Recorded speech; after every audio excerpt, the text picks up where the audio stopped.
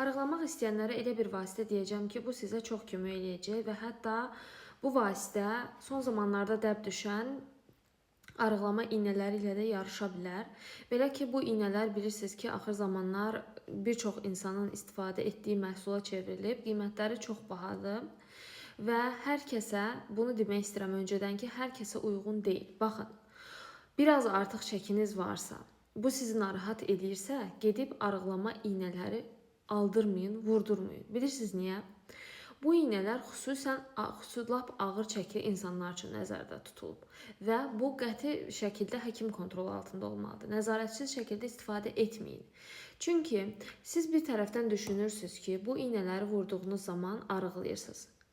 Çünki həqiqətən arıqlayırsınız. Amma məsələ belədir ki, əgər sizin o qədər də artıq çəkiniz yoxdursa, bu iynələri tətbiq etdiyiniz zaman bədəniniz özünü yeməyə başlayır. Daxili orqanları yeməyə başlayır. Əzələləri yeyir. Və nəzərə alın ki, ürək də bir əzələdir. Ürəyin böyük hissəsi əzələdən təşkil olunub. Və bu iynələrdən az miqdarda artıq çəkisi olan insanlar istifadə eləyərsə, sizin nəinki piylərinizi, həmçinin